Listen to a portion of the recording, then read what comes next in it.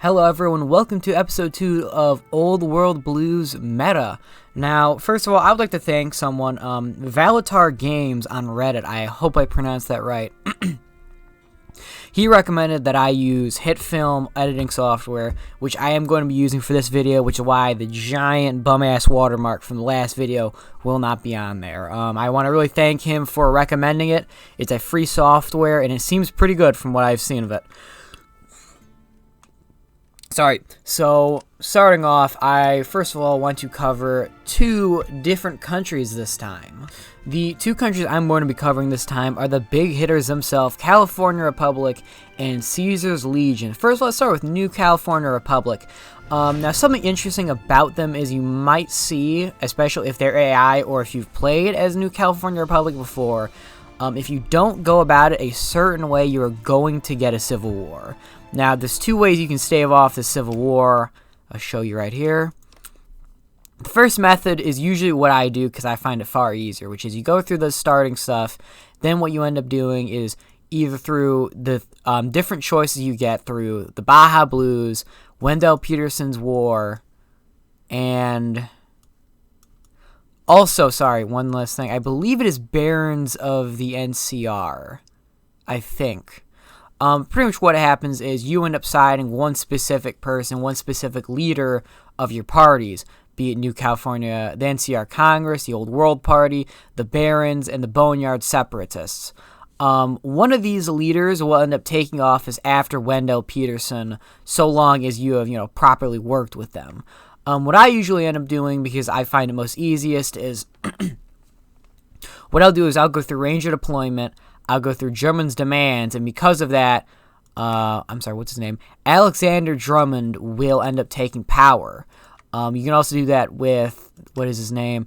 It's Grant C. Hayes.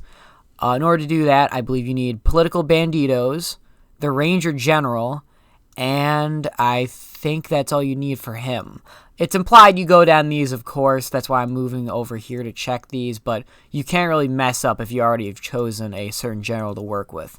So another way to stave off a civil war is what you have to do is you have to go down into the hero of the Mojave, I believe, or at least go through pretty much the Mojave subjugation before what's his name, Wendell Peterson loses power. I believe that is the second way. Granted, it could be the hero of the Mojave, potentially. That would make sense, seeing that's when Aaron Kimball. Kendall Peterson. Who the fuck is that? Anyways, that is when Aaron Kimball, I believe, will start gaining fame and when he'll be able to win the election. Very rarely have I seen that with AIs. Usually what will happen is either they will go for, like, a certain one, like... Oh, I forgot to mention also there is another one, which is Allgood Murphy, in which... you have to go down one of these. I'm very sorry. I'm not as familiar with that one. But pretty much know that you have to sort of go all in on one sort of position, be it with political banditos and Ranger General or Ranger Deployment and Drummond's demands. Or if you want to do whatever the hell you want, you can pretty much rush Hero of the Mojave, which I'm not sure if that's really good because you're going to already be attacking the South. And unless you mop that up very quickly while building up a large amount of forces, it's going to be very difficult to attack the Scorpions and kill them off.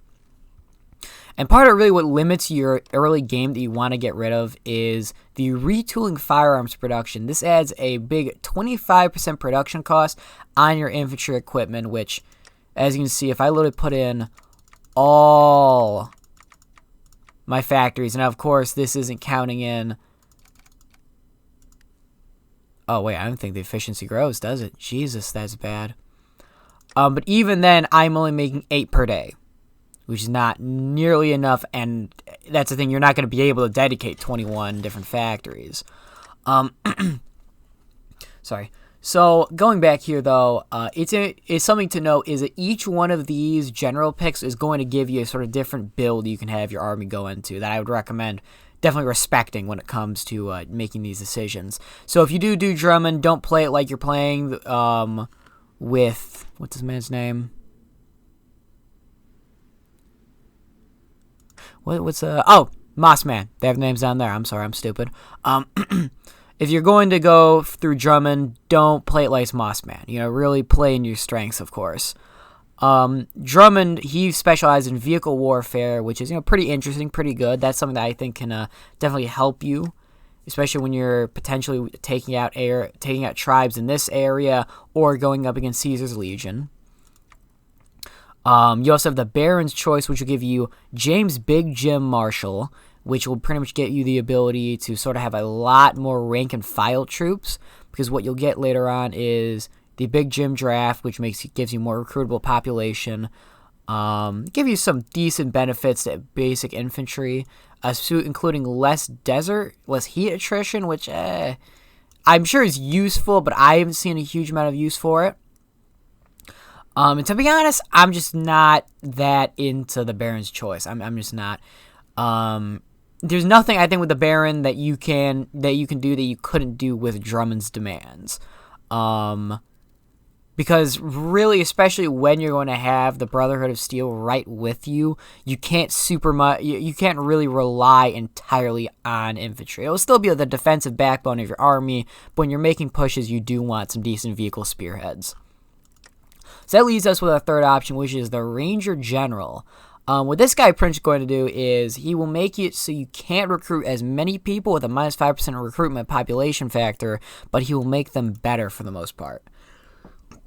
It gives you Ranger Corps, Ranger Leads, and Ranger Can Openers as perks. And this one, especially if you're going up against the Brotherhood of Steel early game, I can see being very useful. Because if we go under the technologies, what we can get is the Ranger Reorganization, which first of all, I believe we actually get in this. So that's not entirely exclusive to his tree.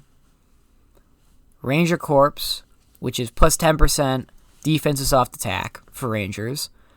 You get plus 1 reconnaissance, which is pretty good. And plus 50% special forces platoon hard attack, which is friggin' amazing. That is like insane, honestly. If you combine that with Seth Rangers, as well as the different perks you can get for your different special infantry. I'm not special infantry, I'm sorry, your special forces, your like special units. Wait, let me double check. Yeah, special forces. Yeah, it's okay, I'm calling it right. I'm not stupid for once. So first of all, if you're playing West Brotherhood of Steel and they take Ranger Can Openers, you're a little fucked, not gonna lie. So long as they're able to produce enough special infantry, special units, special forces. So how I would rank them personally speaking, now again, this is subjective, of course, so feel free to disregard what I think if you believe in something is better. I would go Drummond number 1, Ranger 2, and Baron number 3. I'm like I said, not a big fan of the Baron. Of course, what you're going to be doing in here partially depends on what you're doing in the Wendell Peterson's War. If you want to commit to one, you're going to do Ranger Deployment, which I find to be the most easiest. However, if you are doing the Ranger General, it would make sense to do Political Banditos, which will take a little bit longer to deal with Bajas in that case, but it's still not bad. The rest of it, though, that's pretty straightforward. You know, there's not a lot of other choices in this one, unfortunately. There's not a lot of exclusive decisions. So we're going to hop on over to Caesar's Legion, talk a little bit about them. So second of the power players of the Mojave is Caesar's Legion. Now, for the most part, you might be a little bit confused because this all seems very straightforward. Of course, I'm going to talk a little bit about the military, but except for that, it doesn't seem like there's a huge amount of difference in what you do, correct? That is correct until a certain time point. And again, spoilers ahead. Spoilers ahead. If you really care what happens, it's a bit of a surprise, but you can find it on the focus tree if you haven't gotten it yet. Just warning. Okay, I'm going to go into it right now. So at some point, Caesar might die. Now, that matters on a few things. First of all, if he does die, though, you're going to get a focus, which is a Crown of New Augustus, in which you get to choose pretty much who you want to take over the Legion. This could be Volpez, this could be Lanius, and between the two of them, just looking at them right here. Oh, Jesus. Hold up. They made a major change to this. They made a major change to this, actually. I'm sorry. What happened before was...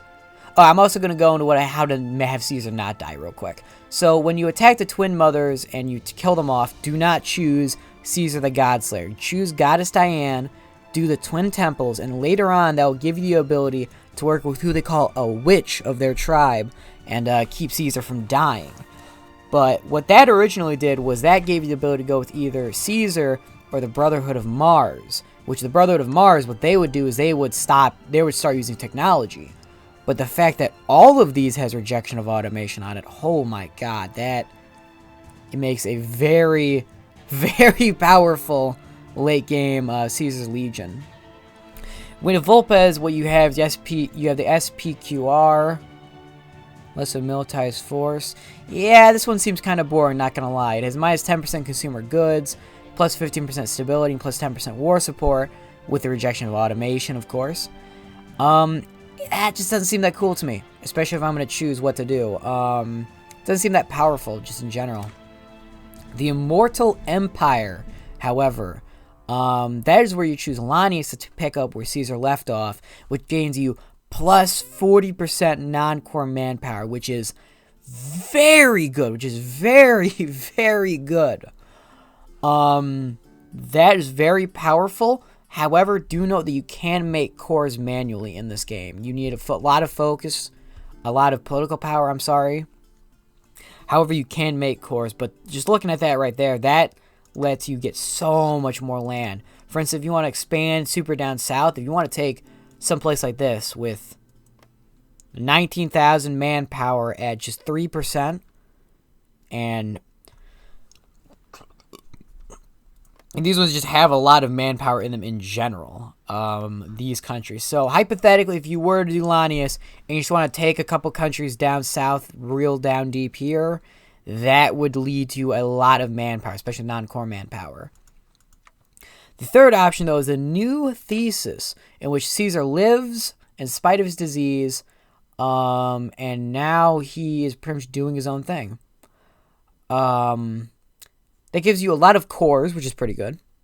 It gives you the new thesis, which gets monthly population plus 30% and plus 10% division core and division attack and defense on core territory, which that's not bad. That's not bad. And then we have the Brotherhood of Mars, which, in all honesty, I don't know why you would ever choose them then, unless you accidentally chose to have Caesar live. And you want a rejection of automation, I don't see why you would ever choose that one. Because Brotherhood of Mars 2 is a very difficult civil war from what I've been told. You do not get started with a lot of territory or with a lot of troops. So how I would rank these, personally speaking, is I'm going to go number 1, Immortal Empire, easily. Add the huge amount of manpower, not to mention the rejection of automation that you don't get in the new thesis. That has got to be my go-to pick. I would pick number 2, New Thesis, though, because it gives you a lot of cores, it gives you a lot of population monthly-wise, and it also gives you some good attack and defense. Not to mention, you keep your boy Caesar in charge. I don't know, I'm decent. I like him. I liked him in New Vegas. I liked his voice actor. Next, I would say SPQR, because this just kind of seems lame. This seems like Vulpes kind of sucks, which he kind of does. I don't like. I'm a huge fan of Vulpes. He's just, he's a medieval post-apocalyptic furry. What's to like? Also, he's a dick. So that just gives you a little bit less consumer factory. It's good if you just want to chill for the rest of the game, but I don't know. Next is Brotherhood of Mars. I see literally no reason to choose Brotherhood of Mars. They suck now from the looks of it. However, you do get Modern Military, which gets you plus 25% experience. Actually, I did not realize that they... Oh, God, I didn't realize... Actually, I'm sorry. I was a little ignorant there for a second. I didn't realize the technology you get over here only with the Brotherhood of Mars. You get Legion Reborn, which is power armor, which... Yeah, that's okay. Next is Warriors of Mars, which I'm going to check what that is. That's a bit of a perk. You get... You don't go... No. No, okay, that doesn't make you advance. Okay, I was wondering if that made you advance for a second. That'll get you more robots and stuff, but mainly is the Great War Tank. That is very powerful. That is an advanced only technology, I believe. Yeah, that is going to have 28 defense, 44 breakthrough. That is a very, very, very powerful weapon that, honestly, yeah, I'm going to put Brotherhood of Mars now over SPQR. I'm going to be real with you. Because you get all this for free, pretty much. But Vulpes doesn't get it, and the only thing that he gets is less consumer goods factors. If Vulpes sucks, don't choose Vulpes. So the second thing you're going to be choosing, or really the first thing now that I think about it, sorry. The second thing we're going to cover is the Lessons of the Old World. This is your military branches. So you have one of three. One is Numerai, in which you can be able to pump out a lot of troops very quickly, at a small cost of stability and war support. This will later give you Centurions. It'll give you less attrition and more reconnaissance. More supply grace, which I don't think is that useful, and a general, which I think is identical to the other ones. Could be wrong, though. Centurions... Oh, by the way, I'm also going to look up Warriors of Mars. What exactly that is. Legion. The Centurions, that gives you... How much?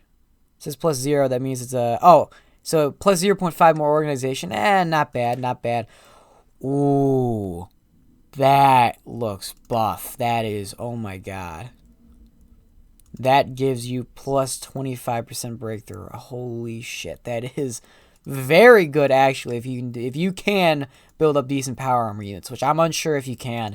Unless I'm advanced, I never really go for power armor, because in order to get really good ones, you have to be advanced, even to get T45. But yeah, I don't know. It's up to you. If you can do it while just civilized instead of advanced, then definitely choose Brotherhood of Mars. So, the second one, though, Praetorian Guard, that gives you a decent bit, actually, less recruitable population. However, it gives you more planning speed and max planning increased. This will give you better leaders as well, and also give you this technology, which I believe is plus 7% breakthrough. Let me double check that, though. Sorry, I know I was just there. Yes. I'm sorry, initiative. So, not as good as breakthrough, I think, personally, but, I mean, if you want initiative, then take it.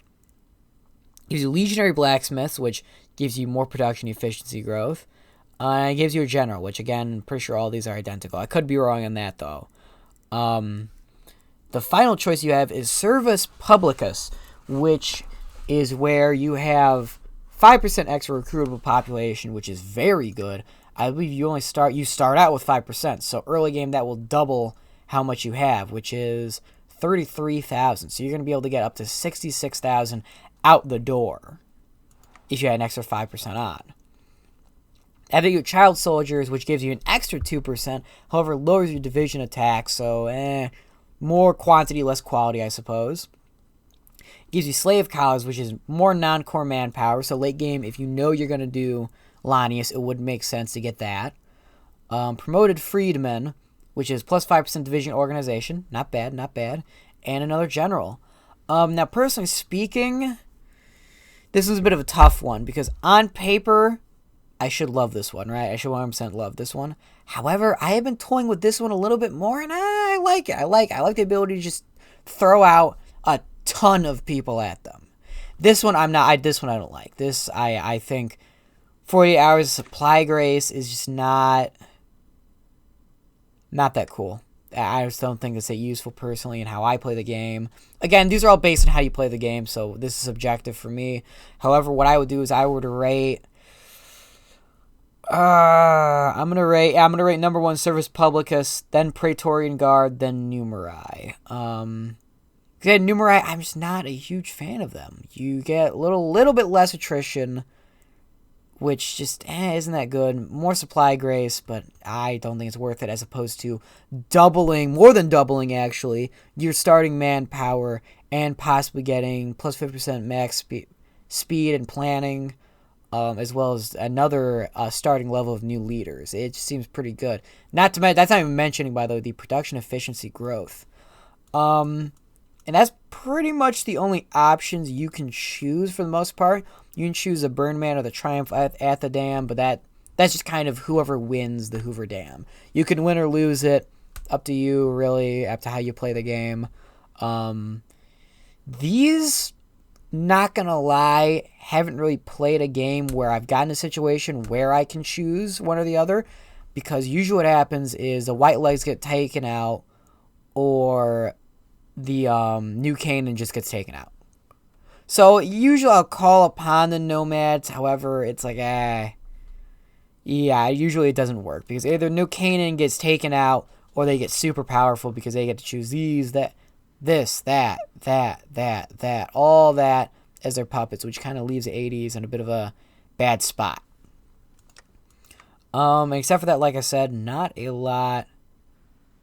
This is just a matter of who you choose for that up there. Yeah, not a lot of choices. Homestead slaves or war camp slaves. I'm going to choose Homestead probably. I don't know. That's a very minor decision. But, this one, go follower slaves, makes more sense to do research speed as opposed to just 2 boosts of power armor, especially since you're only civilized. Yeah, that's it. I'm not going to lie. The 2 big ones, while I like them, I don't think they need to really be changed. And I like playing as them for the most part. There's not a lot of decisions, especially on Caesar's Legion side, which does make sense. But I don't know. Could be more interesting if the new ones they add, especially, we get more options, different paths to go down. Which we didn't see a lot of in Mexico. Unfortunately, we did not actually. I take that back. My apologies. You do get some options, stuff like that. The really only ones I've played is Tlalocan, which I'm not sure if I pronounced that right. I probably butchered it. Santa Ana and Republic of the Rio Grande. Those are the only ones I've played as. So I'm not gonna really assess that one just yet. Anyways, guys, that's pretty much been the end of episode 2 of Meta of Old World Blues. Hope you guys tune in next time. Leave comments down below for feedback. Like I said, if I'm wrong, tell me. If I'm a shit-eating asshole, also tell me in the comments. Say whatever you want in the comments. I don't care. I don't turn them off.